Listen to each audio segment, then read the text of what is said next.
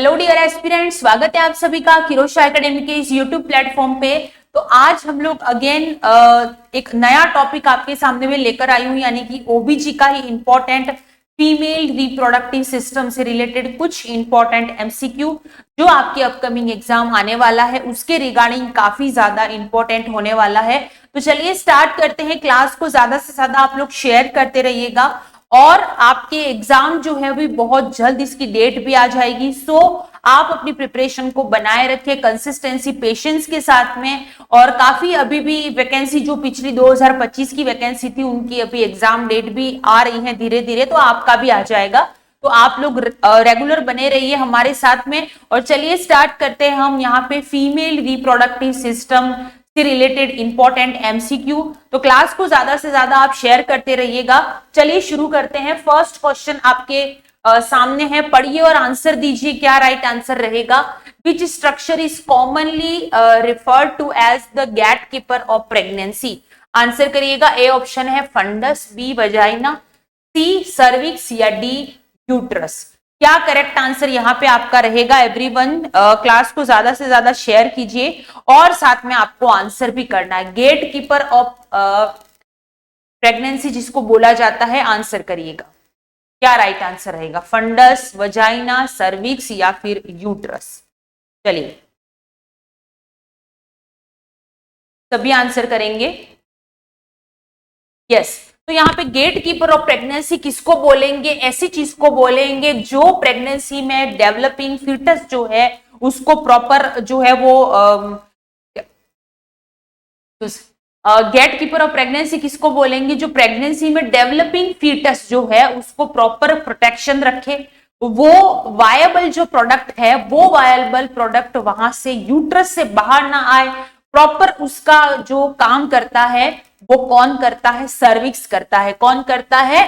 Cervix जो है gatekeeper of the pregnancy का काम करता है, क्योंकि ये क्या करता है? डेवलपिंग जो फीटस है उसको क्या देता है? प्रोटेक्शन। क्या देता है? प्रोटेक्शन देने का काम जो है वो ये करता है। क्लियर है? तो यहां पे करेक्ट आंसर हमारा क्या रहेगा? C is the correct answer. Clear है? बाकी फंडस, यूट्रस के सबसे ऊपर वाला जो पोर्शन होता है उसको हम फंडस वाला पोर्शन बोलते हैं। वजाइना जो कि एक कैनाल होती है, वजाइनल कैनाल। ठीक है। नेक्स्ट यूट्रस, इसी को हम यूट्रस बोलते हैं। यूट्रस जहां पे डेवलपिंग फीटस जो होता है वो अपने 9 मंथ की पूरी जर्नी जो रहती है वो यहीं पे कंप्लीट करता है, यहीं पे वो डेवलप होता है। क्लियर है? आगे इसके बारे में भी देखेंगे। नेक्स्ट आगे बढ़ते हैं अगले एमसीक्यू की तरफ। अगला क्वेश्चन आपके सामने है, पढ़िए और आंसर दीजिए नेक्स्ट क्वेश्चन का। During routine gynaecological examination a healthy woman is informed bye her doctor about a specific microorganism that naturally live in the upper 2/3 of the vagina and play a role in maintaining its normal function. Which organism is commonly present in these area in a healthy woman? Moniliasis, gonorrhoea, Doderlein bacilli या trichomoniasis? Answer करिएगा। क्या right answer यहां पर रहेगा? Everyone सभी answer करिएगा। What is the correct one? और class को जो है वो ज्यादा से ज्यादा आप लोग शेयर करिए ताकि और भी बच्चे जो है वो हमसे जुड़े रहें। चलिए आंसर करेंगे। यस। तो यहाँ पे ऐसे कह सकते हैं हम लोग, ऐसी माइक्रो ऑर्गेनिज्म के बारे में यहाँ पर बोला गया है जो वजाइना के 2/3 पार्ट ऑफ वजाइना में रहता है। वजाइना का जो एनवायरमेंट है उस एनवायरमेंट को कैसा बनाता है? एसिडिक एनवायरमेंट बनाता है, ताकि कोई भी माइक्रो ऑर्गेनिज्म, कोई भी इंफेक्शन जो है वो वहां पर ना हो। तो इसके लिए रिस्पॉन्सिबल होता है जिसको हम लैक्टोबैसिलस एसिडोफिलस भी बोलते हैं, और इसी का दूसरा नाम होता है डोर्डेलिन बेसिलाई। क्या होता है? डोर्डेलिन बेसिलाई इसी का दूसरा नाम होता है, और इसको हम लैक्टोबैसिलस एसिडोफिलस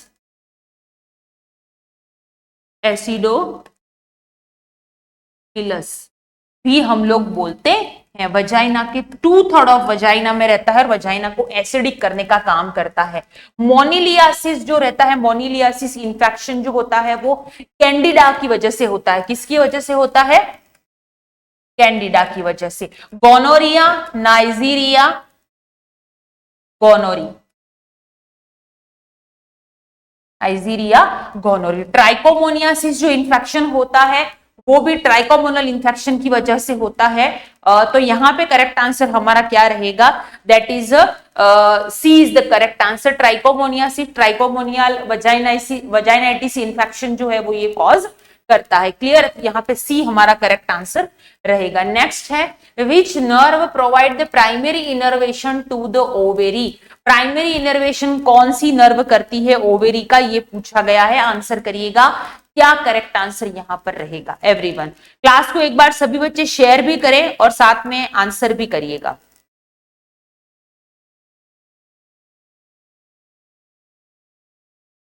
चलिए आंसर करिएगा। पुडेंडल नर्व, अक्सर कई बार हम इस पुडेंडल नर्व के बारे में सुनते हैं। Branches of renal and aortic plexus, या सी नन, और डी ऑप्शन है यहाँ पे सैक्रल फाइबर। आंसर करिएगा, क्या राइट आंसर यहाँ पे रहेगा। क्लास को एक बार शेयर करिएगा और साथ में आपको आंसर्स भी करना है। तो देखिए यहाँ पे पूछा गया है primary innervation of the ovary nerve के बारे में पूछा गया है। नर्व रूट हर जगह होता है, आपको पता है। मोस्ट इंपॉर्टेंट थिंग, कई बार आपने पुडेंडल नर्व के बारे में बहुत सुना होगा। तो ये जो पुडेंडल नर्व होती है, आपको पता होगा कि सिजेरियन सेक्शन जब होता है तब L3 L4 में लंबार पंचर करते हैं और जो बॉडी का पेल्विक एरिया जो रहता है उसको क्या करते हैं, मतलब कि एनेस्थेसिया देके उसको सुन किया जाता है।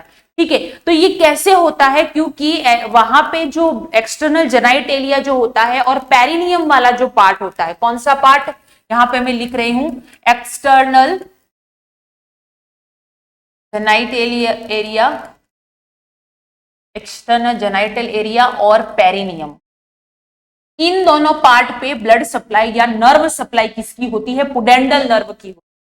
क्लियर है, तो यहाँ पे ये आंसर तो होगा नहीं क्योंकि हमें ओवेरी की नर्व के बारे में बताना है, सो ये गलत आंसर हो जाएगा। नेक्स्ट, नन यहाँ पे आंसर रहेगा नहीं। सेक्रल फाइबर जो रहता है वो रेक्टम और ब्लैडर को ब्लड सप्लाई करता है, सॉरी नर्व सप्लाई करता है। किसको करता है, रेक्टम और ब्लैडर वाले पार्ट को। तो ब्रांचेस ऑफ रीनल और एयोटिक फ्लेक्सस जो होते हैं ये नर्व सप्लाई करते हैं कहां पे, ओवेरी वाले पार्ट में। तो यहां पे करेक्ट आंसर हमारा क्या रहेगा, B is the correct answer. Clear है, सो याद रखिएगा बी यहां पे राइट आंसर बनेगा। नेक्स्ट है, an nursing student is curious about the origin of the cervix during fetal development. From which embryonic structure does the cervix develop? Wolffian duct, Mullerian duct, mesonephros या फिर मेटानेफ्रोस। Answer करिएगा, क्या right answer रहेगा। Class को जो है वो एक बार आप सभी बच्चे शेयर करिए और साथ में आप आंसर भी करिएगा कि क्या राइट आंसर जो है वो यहां पर रहने वाला है। चलिए सभी आंसर करेंगे, क्या करेक्ट आंसर यहां पर रहेगा। और क्लास को जो है वो आप ज्यादा से ज्यादा शेयर भी करते रहिएगा साथ में, ठीक है। तो चलिए आंसर करिएगा। तो पूछा गया है यहाँ पे, हमेशा क्यूरियस रहते हैं लेकिन इसमें कंफ्यूजिंग भी बहुत ज्यादा होता है। नर्सिंग में जब हम स्टार्टिंग में पढ़ते हैं ओबीजी, ठीक है, उस टाइम पे हमें ये चीज समझ में नहीं आती है, गलतियां भी हम बहुत करते हैं क्योंकि ये दो चीजें एक साथ है। ठीक है, एक तो है जो मेल रिप्रोडक्टिव ऑर्गन के लिए रिस्पॉन्सिबल होता है, एक होता है फीमेल रिप्रोडक्टिव ऑर्गन के लिए। अब मेल रिप्रोडक्टिव ऑर्गन जो होता है वो तो बनाती है वॉल्फियन डक्ट। वो कौन बनाता है, मेल रिप्रोडक्टिव ऑर्गन कौन बनाता है, वॉल्फियन डक्ट जो होती है वो ये बनाती है। ठीक है, इसको हम जो है वो मीजोनेफ्रिक डक्ट भी बोलते हैं। क्या बोलते हैं, मीजोनेफ्रिक डक्ट। किसको बोलते हैं, इस वॉल्फियन डक्ट को। मुलेरियन डक्ट जो होता है इससे बनता है फीमेल रिप्रोडक्टिव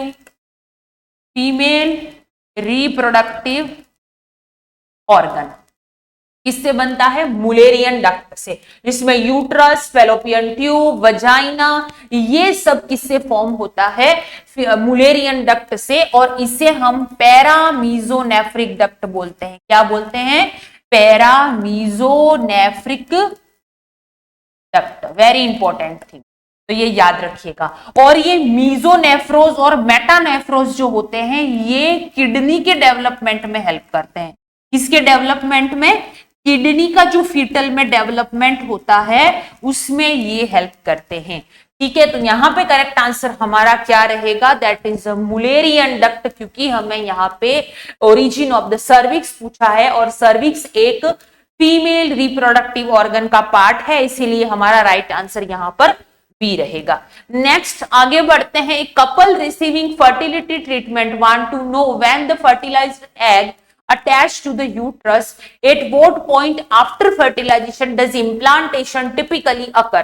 आंसर करिएगा, कई बार मैं ये आपको पढ़ा चुकी हूं एवरीवन, तो आंसर करिएगा क्या राइट आंसर यहां पर रहेगा। टिपिकली पूछा गया है कि इम्प्लांटेशन का प्रोसेस कब से स्टार्ट होता है, आंसर करिएगा। तो देखिए 0 कंसेप्शन का टाइम ड्यूरेशन होता है, कंसेप्शन के बाद में लगभग मान लो आप 2 to 3 डेज जो रहता है वो आपके स्टेज रहती है जिसमें ब्लास्टोसिस्ट वगैरह बनता है।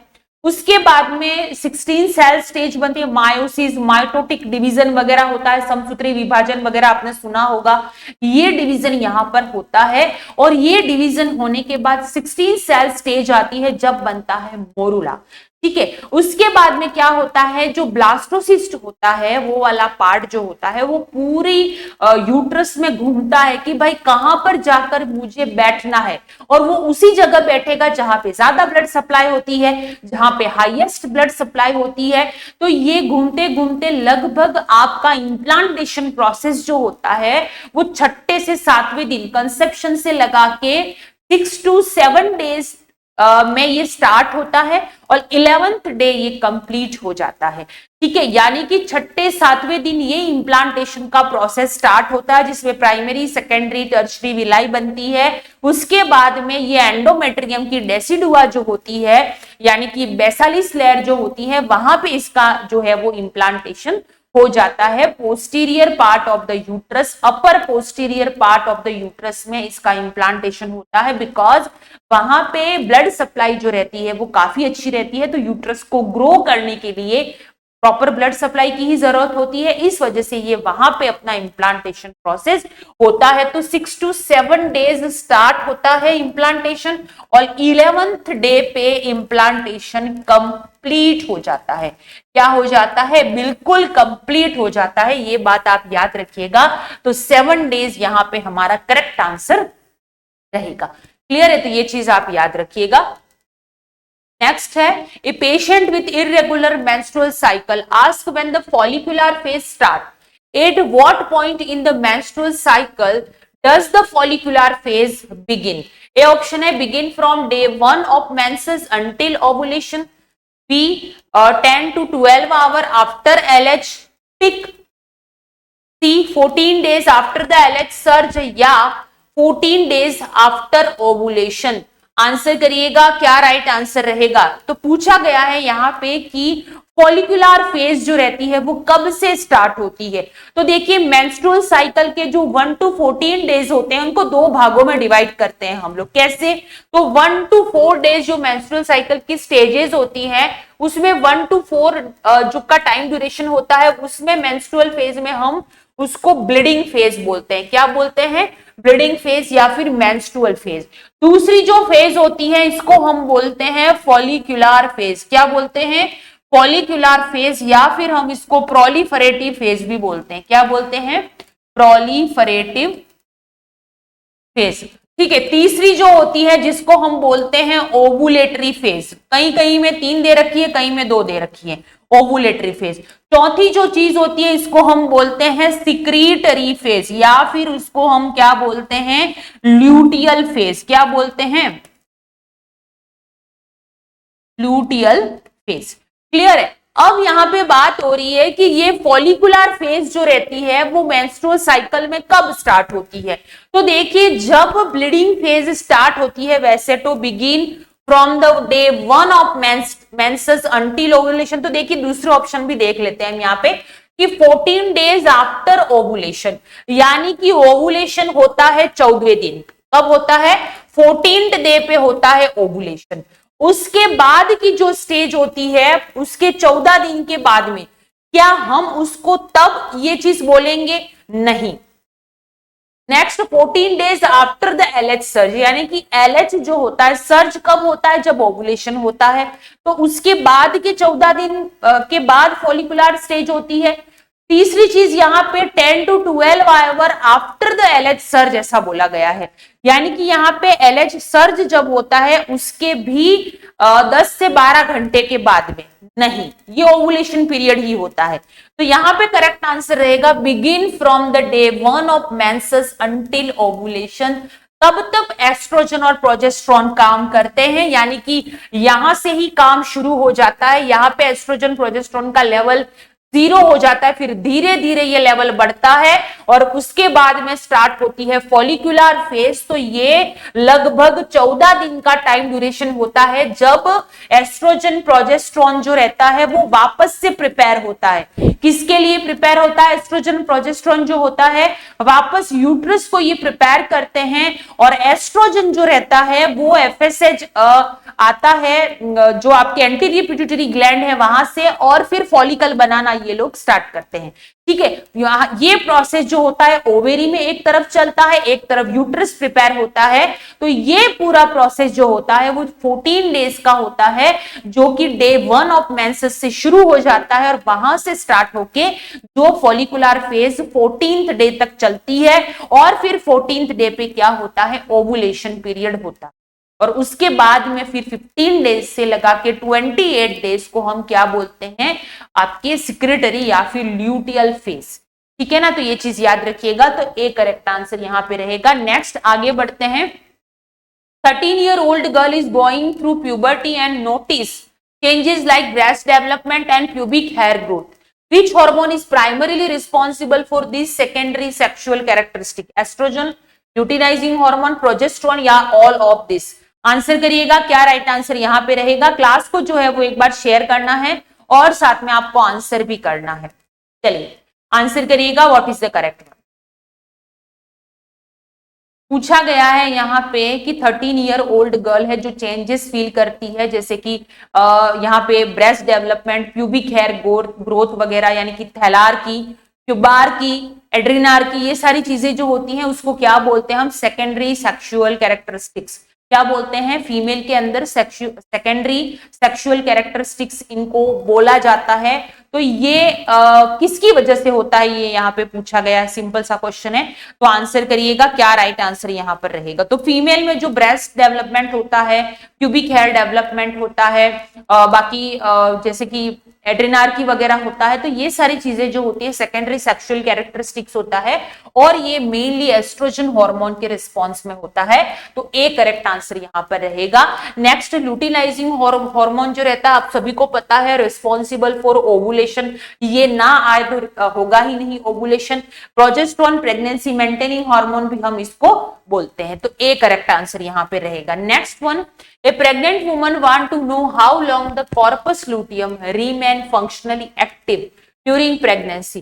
For how long does the corpus luteum stay active, यानी कि कब तक कॉर्पस लूटियम एक्टिव रहती है, यानी कि कब तक कॉर्पस लूटियम जो प्रोडक्ट है, जो एम्ब्रियो है, उसको जो है वो न्यूट्रिशन देती है, हार्मोन का भी सिक्रीशन करती है, ऐसा कब तक करती है ये पूछा गया है। तो आंसर करिएगा। उससे पहले मैं आपको कॉर्पस लूटियम क्या होता है ये बताना चाहूंगी। तो देखिए, आपके मेंस्ट्रुअल साइकिल की स्टेजेस मैंने यहाँ पे अभी बताई। उसके बाद का प्रोसेस क्या होता है कि 1 to 4 डेज तो ब्लीडिंग फेज होती है, उसमें ही फॉलिकल बनाना, धीरे धीरे एस्ट्रोजन रिलीज होना शुरू हो जाता है, मतलब लेवल उसका हाई होना शुरू हो जाता है। 14 डेज तक कंप्लीट ये फॉलिकुलर स्टेज जो रहती है कंप्लीट हो जाती है, यानी कि जब यूट्रस प्रिपेयर होता है, यूट्रस में ब्लड सप्लाई बढ़ती है, सेम टू सेम उसी टाइम पे ओवेरी में क्या होता है, उसी टाइम पे ओवेरी में फॉलिकल बनना स्टार्ट होते हैं। अब ये फॉलिकल क्या बोलते हैं? सबसे छोटा फॉलिकल होता है, फिर बड़ा फॉलिकल होता है। ये किसके रिस्पॉन्स में होता है? तो फॉलिकल स्टिमुलेटिंग हार्मोन कहां से आता है? तो याद रखिएगा, एंटीरियर पिट्यूटरी ग्लैंड। कहां से आता है? एंटीरियर पिट्यूटरी ग्लैंड जो होता है ये ओवेरी को रिस्पॉन्स में आता है। एंटीरियर पिट्यूटरी ग्लैंड जो है एफएसएच को सिक्रीट करती है और ये फॉलिकल बनाना स्टार्ट करती है। अब जैसे ही first day of menstrual cycle start हुआ, तब तो क्या होता है, आपके एकदम लो लेवल होता है हार्मोन का, फिर धीरे धीरे हार्मोन का लेवल बढ़ता है। ठीक है, एस्ट्रोजन प्रोजेस्टेरोन का। उसके रेस्पॉन्स में एफएसएच रिलीज होता है। एफएसएच रिलीज जैसे ही होगा तो ओवेरी में क्या होता है, ये फॉलिकल बनना शुरू हो रहे हैं, ये छोटा फॉलिकल, ये इससे बड़ा फॉलिकल, ये उससे बड़ा फॉलिकल और ये सबसे बड़ा फॉलिकल, और इस फॉलिकल का नाम हम रखते हैं ग्राफियन फॉलिकल, और इसमें होता है ओवा। ओवम जो रहता है वो सबसे बड़े फॉलिकल में पाया जाता है ना। तो अब ये जो फॉलिकल बना और यहां पे ये ओवा बना, अब ये ओवा जब ये ग्राफियन फॉलिकल रप्चर होगा तभी ये ओवम बाहर आएगा, तभी ये ओवम कहां पे जाएगा, फेलोपियन ट्यूब में। ठीक है, अब ये होगा कैसे, तो एफएसएच जो रहता है, एफएसएच के रिस्पॉन्स में क्या होता है, एंटीरियर पिट्यूटरी ग्लैंड जो रहती है वो एलएच को सर्ज कराती है, यानी कि ल्यूटिनाइजिंग हार्मोन का लेवल ब्लड में बढ़ता है, और जैसे ही ल्यूटिनाइजिंग हार्मोन का लेवल ब्लड में बढ़ा वैसे ही ये ग्राफियन फॉलिकल रप्चर हो जाती है, और रप्चर होके क्या होता है, ये सेकेंडरी oocyte, क्या होता है ये सेकेंडरी oocyte, या फिर इसको हम ओवम बोलते हैं, ये ओवम यहां से बाहर होता है और इसको ही हम मैच्योर ओवम बोलते हैं। क्या बोलते हैं, पूरी तरीके से मैच्योर, रेडी है फर्टिलाइजेशन के लिए, अब ये फेलोपियन ट्यूब में जाएगा। तो ये प्रोसेस हर मेंस्ट्रुअल साइकिल में होता है। ठीक है, तो हर मेंस्ट्रुअल साइकिल में ये प्रोसेस होता है, ये चीजें जो रहती है हर मेंस्ट्रुअल साइकिल में होती है। अब ये ग्राफियन फॉलिकल तो सॉरी सेकेंडरी oocyte तो बाहर हो गया, ओवम निकल गया, अब जो ये रप्चर प्रोडक्ट है, इसी रप्चर प्रोडक्ट को यूज करके ये बन जाता है कॉर्पस ल्यूटियम। क्या बनता है, कॉर्पस लूटियम, और ये सबसे ज्यादा मात्रा में प्रोजेस्टेरोन को रिलीज करता है, और प्रोजेस्टेरोन प्रेगनेंसी मेंटेनिंग हार्मोन है, आपको पता है एस्ट्रोजन का भी करता है बट प्रोजेस्टेरोन ज्यादा लेवल पे सिक्रेट करता है। क्लियर, तो ये प्रोसेस हर मेंस्ट्रुअल साइकिल में होता है, और इसी तरीके से ये कॉर्पस लूटियम बनता है, हर में बनता है, एवरी मेंस्ट्रुअल साइकिल में कॉर्पस लूटियम बनता है। और अगर फर्टिलाइजेशन का प्रोसेस आगे बढ़ा, अगर प्रेगनेंसी कंसीव हुई, ठीक है, तो क्या हो जाएगा, यही जो है वो एम्ब्रियो को नरिश करेगा 12 वीक तक, 12 वीक तक एक्टिवली ये नरिश करता है, जब तक प्लेसेंटा नहीं बनती। प्लेसेंटा बन जाती है तो फिर वापस से ये शेड आउट हो जाता है और मेंस्ट्रुअल साइकिल स्टार्ट हो जाता है।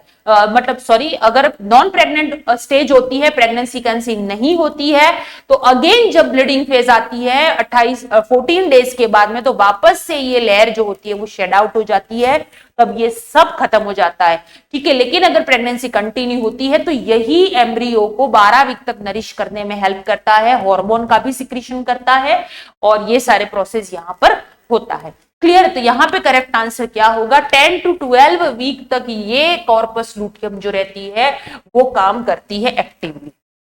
Next, a patient want to know which hormone support pregnancy during the first 8 to 10 week by performing placental function. Which hormone is responsible for this? HCG, progesterone, luteinizing hormone या oestrogen? Answer करिएगा, क्या right answer रहेगा। Class को एक बार share करना है और साथ में आपको आंसर भी करना है, क्या करेक्ट आंसर यहां पर रहेगा एवरीवन। पूछा गया है कौन सा हार्मोन प्रेगनेंसी को सपोर्ट करता है during the first 8 to 10 week में। आपको पता है सबसे ज्यादा मात्रा में रिलीज और जो प्रेगनेंसी के कंफर्मेशन के लिए जरूरी है, that is human chorionic gonadotropin hormone, HCG। ये HCG जो होता है वो रिलीज होता है प्लेसेंटा से, प्लेसेंटा के सिंशियोट्रोफोब्लास्ट, क्योंकि प्लेसेंटा बनना तो शुरू हो जाती है, ठीक है, प्लेसेंटा के सिंशियोट्रोफोब्लास्ट जो होता है वहां से ये रिलीज होता है और ये प्रेगनेंसी को कंसीव करने में हेल्प करता है। ठीक है, तो यहाँ पे करेक्ट आंसर क्या रहेगा हमारा, A is the correct answer. Progesterone pregnancy maintaining hormone है, ल्यूटिनाइजिंग हार्मोन जो रहता है वो ओवुलेशन कराता है, एस्ट्रोजन जो रहता है वो भी हेल्प करता है प्रेगनेंसी। नेक्स्ट है, a 45-year-old woman has methylene blue dye inject into her bladder and dye leak from the vaginal opening. What condition does this leakage suggest? Vesicovaginal fistula, uterine prolapse, fibroid uterus या रेक्टोवेजाइनल fistula? Answer करिएगा। 45 year old की woman है, methylene blue for check करने के लिए methylene blue की die जो है वो इंजेक्ट की गई है, ब्लैडर में इंजेक्ट करी और आपको लीक कहां पर हुई, वजाइना में। बिकॉज लेकिन हालांकि दोनों की स्ट्रक्चर अलग होती है, कोई एक दूसरे से कोई मेल नहीं होता है, दोनों स्ट्रक्चर, ब्लैडर अलग स्ट्रक्चर है एनाटॉमिकल और वजाइना भी अलग स्ट्रक्चर है, लेकिन ब्लैडर में डाई इंजेक्ट करी और वजाइना से लीकेज हुई है तो ये एक फिस्टुला हो गया, ठीक है, एबनॉर्मल ओपनिंग हो गया ये तो, ठीक है, फिस्टुला फॉर्म हो गया। तो ये कौन से टाइप का फिस्टुला है ये पूछा गया है आपको, तो आंसर करिएगा क्या रेक्टोवजाइनल फिस्टुला, नहीं, रेक्टम और वजाइना का फिस्टुला जो होता है उसको हम रेक्टोवजाइनल फिस्टुला बोलते हैं, तो ये नहीं होगा। यूट्रस में फाइब्रोड छोटे छोटे सिस्ट बन जाते हैं उसको हम यूट्राइल फाइब्रोड बोलते हैं, तो ये नहीं होगा। यूट्राइन प्रोलैप्स, यूट्रस जो है वो बाहर जब आता है, प्रोलैप्स हो जाता है तो उसको हम बोलते हैं, तो ये भी नहीं होगा, तो इसको हम बोलेंगे vesicovaginal fistula. A correct answer यहां पर रहेगा। नेक्स्ट है which of the following is not a cause of secondary dysmenorrhoea. Secondary dysmenorrhoea का कॉज कौन सा नहीं है ये पूछा गया है, यानी कि secondary dys painful menstrual cycle, painful menstrual cycle, उसको क्या बोलेंगे हम, डिसमेनोरिया बोला जाता है। तो यहाँ पे सेकेंडरी डिसमेनोरिया का कारण कौन सा नहीं है, बायकॉर्नियोट यूट्रस, पेल्विक अडेशन, एंडोमेट्रियोसिस या एडिनोमायोसिस। आंसर करिएगा क्या राइट आंसर रहेगा, और क्लास को ज्यादा से ज्यादा आपको शेयर भी करना है। चलिए सभी आंसर करेंगे, और हाँ क्लास को एक बार शेयर जरूर करिएगा, इसी तरह की क्लासेस रोज आपको मिलती रहेंगी। आप अगर एनसीएल स्टाफ नर्स की प्रिपरेशन कर रहे हो तो अपनी प्रिपरेशन को और ज्यादा बढ़ाइए, क्योंकि एग्जाम की डेट कभी भी आ जाएगी, तो आपको नर्सिंग और नॉन नर्सिंग दोनों आने वाला है, तो आप जो है अपनी प्रिपरेशन को अच्छा रखिए। यहाँ पे आपको लाइव फ्री क्लासेस भी मिल रही हैं, प्लस अगर आपको एमसीक्यू टॉपिक टू टॉपिक पढ़ने हैं तो भी ऐप पर अवेलेबल है, टेस्ट भी अवेलेबल है। तो अभी तक जिसने भी पढ़ना शुरू नहीं किया है, पढ़ना स्टार्ट कर दीजिए, क्योंकि एग्जाम की डेट जो है वो आपके कभी भी आ जाएगी। ठीक है, आंसर करिएगा।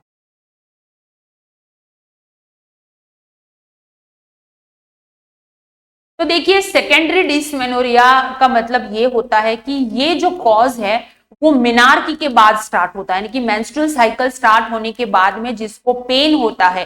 कॉजेज इसका पैथोलॉजी हो सकता है, कोई भी बैक्टीरिया वायरस कोई भी रीजन हो सकता है, तो उसकी वजह से ये होता है। मतलब पेल्विक की कोई एबनॉर्मलिटी या पेल्विक की पैथोलॉजी के कारण ये सेकेंडरी डिसमेनोरिया जो होता है वो देखने को मिलता है। तो कौन सा रीजन इसमें नहीं होता है ये पूछा गया है, तो आंसर करिएगा क्या राइट आंसर रहेगा।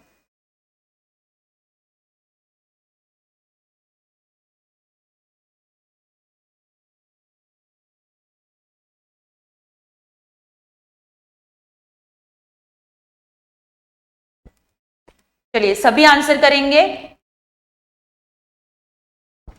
तो देखिए कौन सा कॉज नहीं है, तो एडिनोमायोसिस जो होता है, एडिनोमायोसिस का मतलब ये होता है कि इसके अंदर स्कार टिश्यू डेवलपमेंट हो जाता है। क्या होता है, यहाँ पे एंडोमेट्रियल टिश्यू जो होता है, सॉरी एंडोमेट्रियल टिश्यू जो रहता है वो कहां पे होता है, यूट्राइन मसल के विद इन हो जाता है। कहां पे होता है, जो एंडोमेट्रियल टिश्यू, एंडोमेट्रियल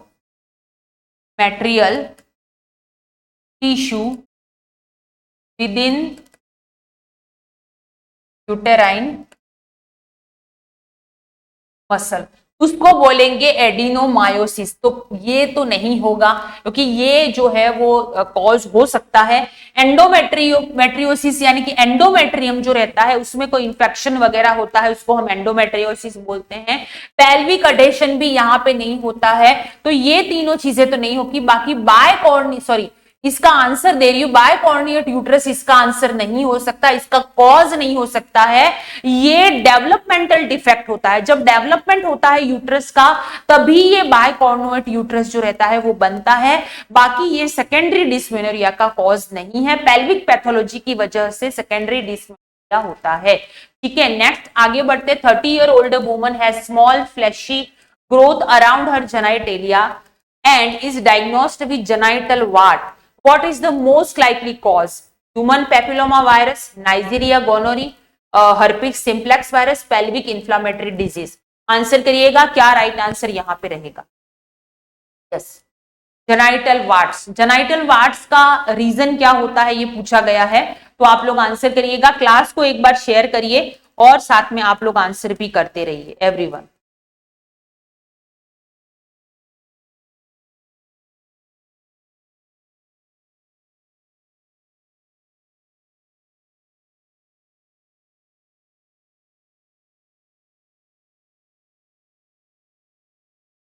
यस, तो इसका जो जेनाइटल वार्ड जो होता है, स्मॉल पॉट्स प्रेजेंट होता है जेनाइटल एरिया में, और ये एचपीवी ह्यूमन पेपिलोमा वायरस की वजह से होता है, डिस्चार्ज वगैरह देखने को मिलता है।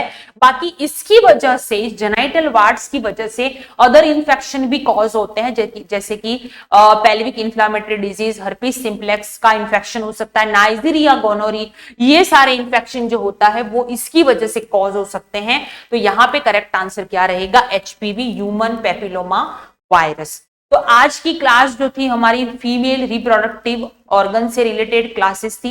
आई होप आपको क्लास पसंद आई होगी। क्लास को ज्यादा से ज्यादा शेयर कीजिएगा। इसी तरह की डेली क्लासेस आपको मिलती हैं। शाम को 6 बजे आपकी लाइव एमसीक्यू क्लास भी चलती है, तो उसको भी आप पढ़िएगा, जरूर पढ़िएगा, और क्लास को ज्यादा से ज्यादा शेयर कीजिए ताकि और भी बच्चे हमसे जुड़े। बाकी अगर एनसीएल स्टाफ नर्स की आप प्रिपरेशन कर रहे हो तो MCQ, topic to topic MCQ आपको मिलेंगे किरोशा एकेडमी की ऐप पर, प्लस टेस्ट सीरीज अवेलेबल है जिसमें डिटेल सॉल्यूशन मिलेगा। 1 साल तक ये टेस्ट सीरीज आपके पास रहेगी, अनलिमिटेड अटेम्प्ट आप कर सकते हो। तो उस टेस्ट को जरूर दीजिएगा, क्योंकि टेस्ट देना बहुत इंपॉर्टेंट है, चाहे आपने कितनी भी थियरी पढ़ी है। ठीक है, सो मिलते हैं नेक्स्ट वीडियो में, तब तक के लिए पढ़ते रहिए and thank you very much.